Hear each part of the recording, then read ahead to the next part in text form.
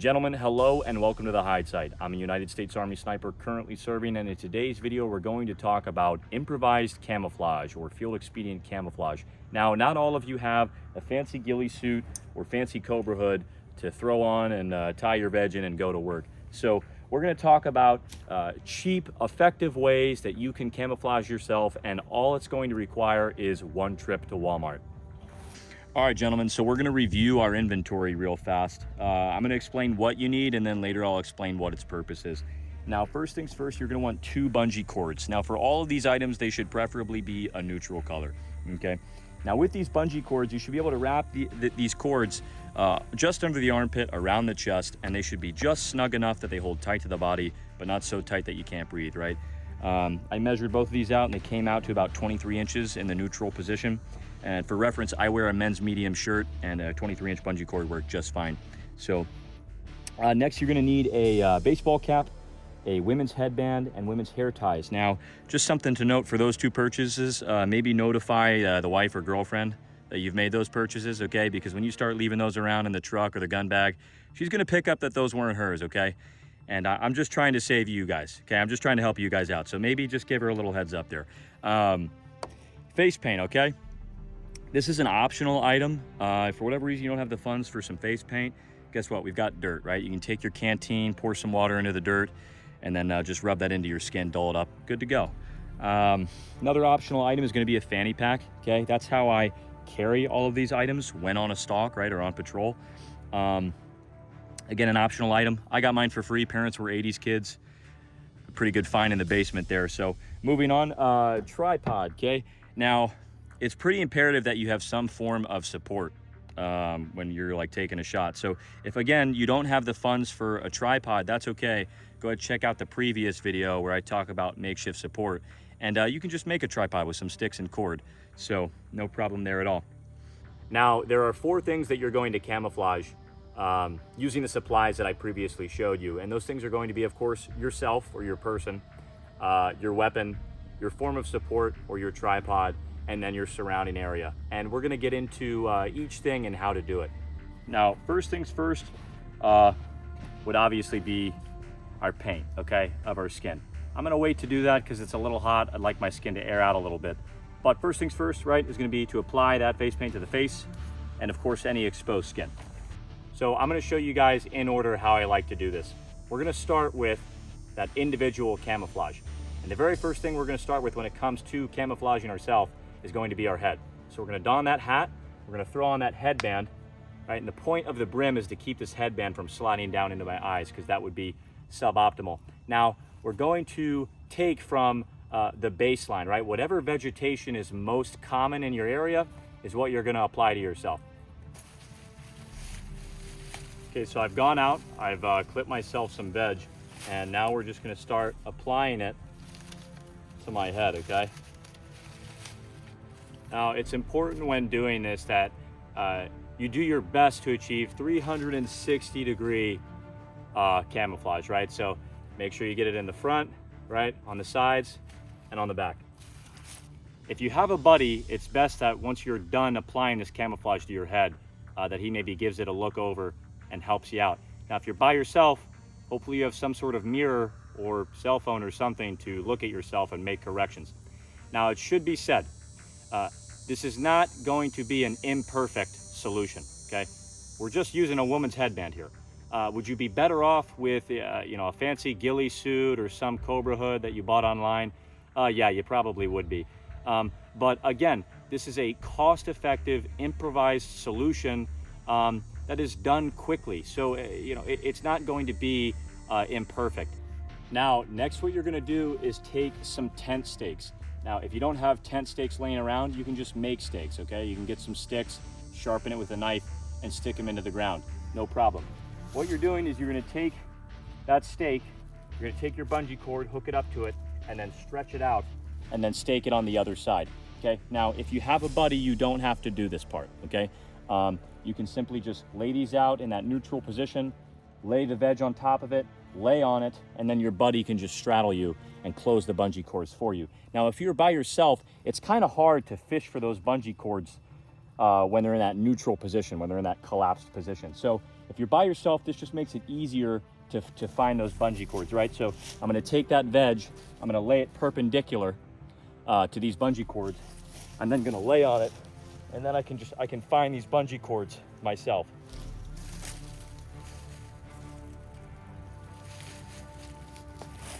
Now I'm gonna lay on top of this, try and not kick the tripod here.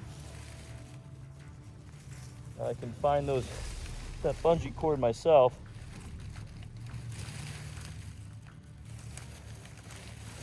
Clip this top one just under the armpit and take this lower one and clip it a few inches lower. Now if I get up, right? I don't know how well you guys can see that, but I've quickly vegged my back.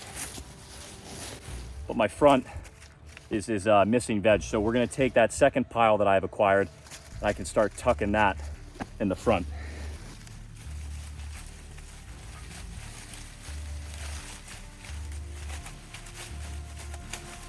When discussing those imperfections with this method, right, there's a few things. One of which being, since you laid on the veg, it's kind of flattened in the back, right? And it's not very fluffed up. Now, if you have a buddy, he can help you out and fluff it up for you. But if you're by yourself, you don't really have any options in that regard. Now, another option, or I'm sorry, another trade-off, right, is the arms, okay? It's kind of a good idea to veg the arms if you can with a ghillie suit or a cobra hood that's fairly easy. With this method, not so much. One option you have is maybe taking those same headbands, wrapping around the bicep, and then you can tuck veg into that band, right? If you can get some way to secure the veg to your arms as well, that's ideal.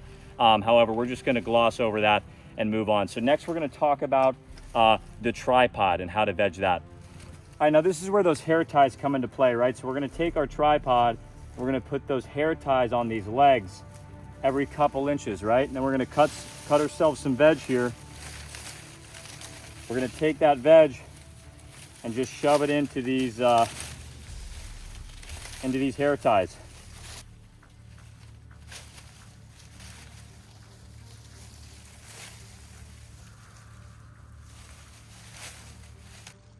Your finished product should look a little something like that. Now we have to veg our rifle, okay? So we're gonna take those same hair ties, we're gonna put them on our suppressor every couple inches, our rail every couple inches, our optic every couple inches, right? Now we don't wanna veg from like the ejection port cover and back, okay, right? Because the weapon needs to remain functional, okay? I still need to be able to remove a magazine, I need to be able to pull the trigger, manipulate the safety, get a good cheek to stock well, or make adjustments on my optic, right? So the back half of your weapon should not be vegged too heavily because again, it needs to remain functional.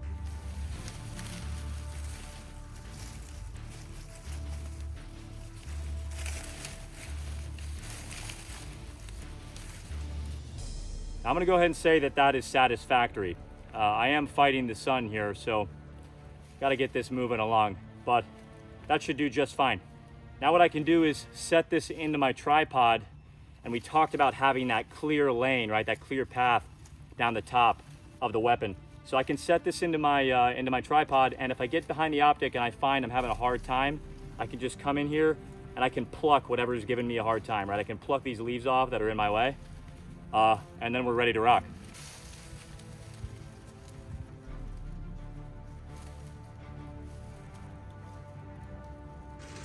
Now that is what we're working with, okay?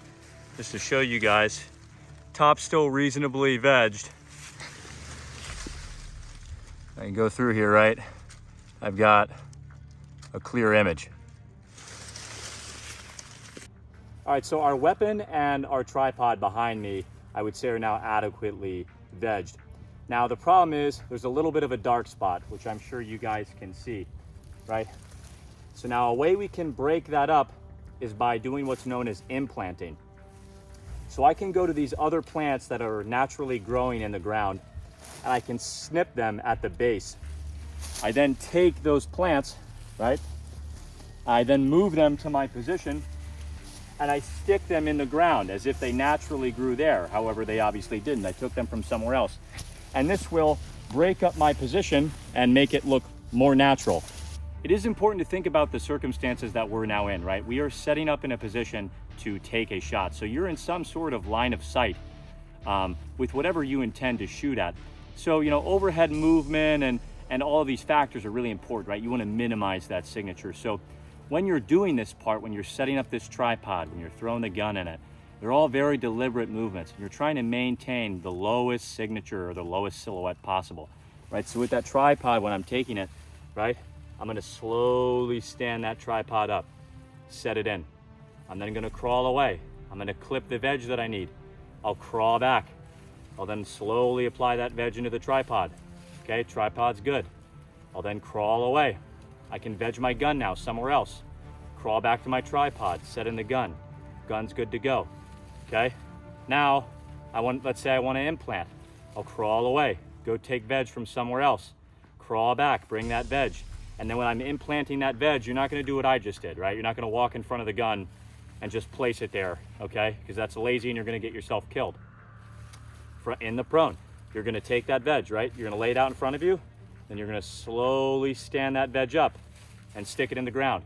Bam, everything's camouflaged, right? So now you're going to set into that gun and you're going to take that shot.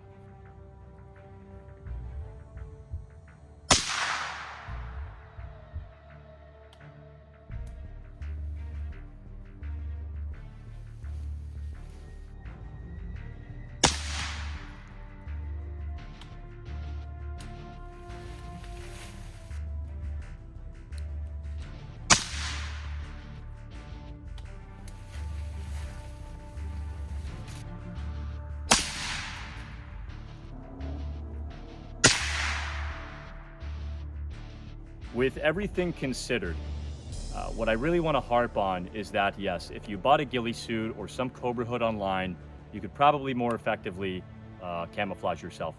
Sure. But again, this is a cost-effective, improvised solution. Now, what this technique really demonstrates is that anyone, any of you watching, right, that has a rifle with an optic on it, with a refined zero, a zero that you're very familiar with, any of you that go to the range often and practice those fundamentals, you can go to Walmart with a $20 bill, acquire all these things that I've shown you today, and you can go out there in the woods and be an effective marksman. Okay, this is a tool or a skill to have in your back pocket that is absolutely invaluable. So with that, I hope you guys learned something. Again, the channel growth is crazy. I'm nearly at 10,000 subscribers, which is awesome. So I really want to thank you guys with that. But I hope you enjoyed, and I hope to catch you in the next one.